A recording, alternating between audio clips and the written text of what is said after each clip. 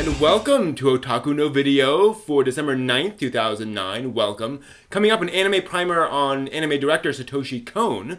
But first, some news. Studio Ghibli fans rejoice.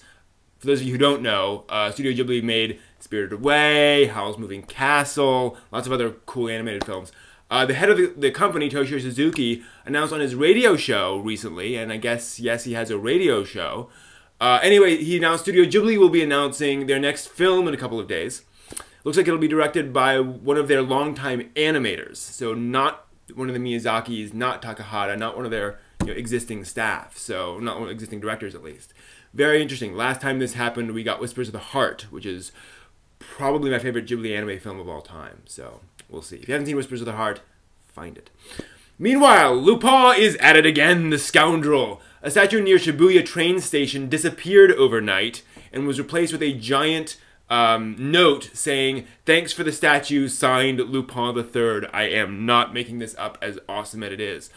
Unfortunately, it was like arranged ahead of time. There's actually this website you can go where you can vote on what Lupin should steal next. And they go and sort of arrange it, and then it just disappears, and there's this big note left behind. Still, how awesome is that? Also awesome, if you haven't seen it yet, Kosuke Sugimoto's The TV Show. It's this animated music video that he drew himself, and he posted it on YouTube, and big hit in the past couple of days. It's a very quirky animated thing, lots of cultural references. Well, it's now available in high def. He posted it in high def release, so head on over to animenewsnetwork.com. They have that embedded on their site. Very cool. On some news item for that. Meanwhile, if you're an Evangelion fan, you should know Fender made 2 Evangelion-themed guitars recently, sold them off at auction. Don't feel bad if you missed the auction, though. They sold for a combined $100,000 US for 2 guitars. And both have, like, creepy Rei eyes. So it's basically, the big Rei eye from the opening, blink, blink. So it's that. It's not like, some Asuka in a bathing suit or anything. Speaking of giant robots, Macross Frontier is not quite done yet. Cheryl Nome, the fictional pop idol from that show, had a CD out this week, and it debuted at number 6 on the Oricon charts. Good for you, Cheryl. For those who don't know, the Oricon chart, it's very rare for any anime-related soundtrack to come out on the Oricon top 10 charts. It's happened like 3 or 4 times total. So, wow. But even better, the first Macross Frontier movie premiered this week. This is basically a compilation movie of the TV series, and it went straight to the top, folks. #1 movie in Japan this past weekend. Heck yeah. All I can say is die culture. Okay, so I'm going to talk about Satoshi Kon. I'll make this really easy. Satoshi Kon in one word. Weird. Not a complaint. Weird. He got his start as a manga artist / writer in this magazine called Young Magazine, and would go on to become this filmmaker who makes these very mature, adult, complex films. In fact, the first film he worked on with Katsuhiro Otomo, who made Akira, and Otomo made this film called Rojin Z, which Kon helped work on. And then Otomo was making this other film called Memories, which was an anthology film of several of Otomo's short works. And Otomo brought in Kon and said, okay, I need you to help me kind of rewrite this one manga short story I did called Magnetic Rose, which is the story of some astronauts, basically, who stumble across this abandoned ship and investigate it, and things start getting weird, which would become, again, kind of a theme. Now, Magnetic Rose had the advantage that the director of that segment just came off of Macross Plus, where he directed the concert sequence, and he brought with him Yoko Kanno. So you had those folks all working together, and Magnetic Rose was a really remarkable piece of animation. Well animated, beautiful music, obviously Yoko Kanno, and this really bizarre thing, because as these astronauts investigate, they start kind of hallucinating, and it gets complicated. But, things happen and things didn't really happen. But it all does make kind of sense at the end. So that got a lot of attention, and that got enough attention for Satoshi Kon that he was then able to get together the financing, and he directed and made a movie in 1998 called Perfect Blue. Now, Perfect Blue got a lot of attention worldwide. It's about a pop singer. No big spoilers here, but the premise is that this kind of pop singer is turning into an actress, and she starts kind of breaking down. She gets very, very confused, and someone seems to be stalking her, and she kind of starts to not kind of connect with reality totally.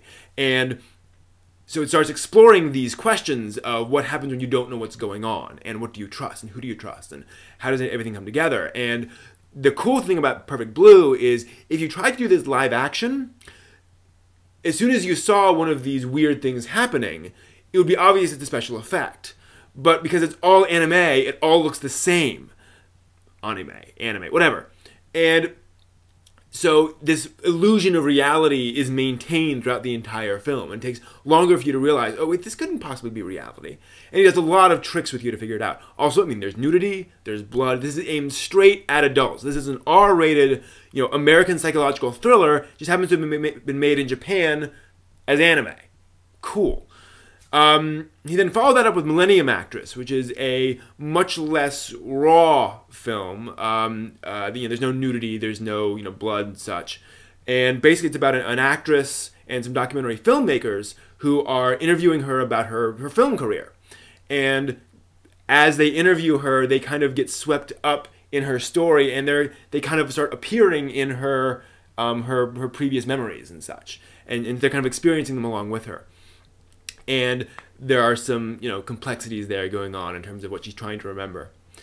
Then he followed that up with a film called Tokyo Godfathers. Now, this one has no themes of this sort of weird subjective reality stuff. It's still kind of weird, but it's about 3 homeless people who stumble upon a baby that was basically thrown out on Christmas Eve.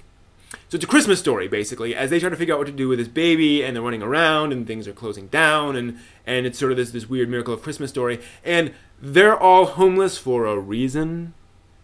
So there's a lot of them kind of dealing with their stuff, and what they decide to do with themselves at the end of the movie is quite telling. So that's, that was quite interesting. And again, no real fantasy elements there. Then he did a TV show.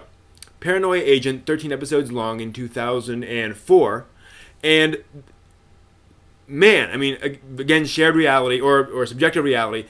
In this case, it's about basically a meme.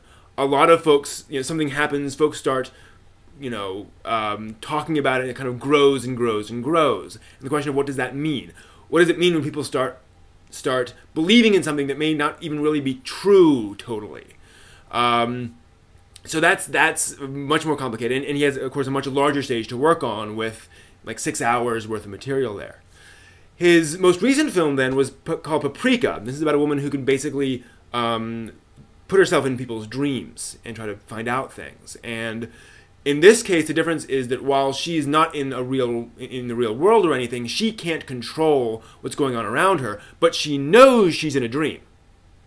So she can kind of roll with what's going on and be aware of what's going on, and she can still, do stuff and hopefully find out what she's trying to do. And of course, things get complicated and things get weird, as dreams tend to do. That's his most recent film. Right now, he's working on a kids film called The Dream Machine. Woo! But basically, and he said, I want to make a kids film at one point in my life, and so this is his chance. So who knows how that's going to turn out. So if you want something a little more adult, a little more complex, a little more serious, and something that hopefully you'll think about a little bit afterwards, Satoshi Kon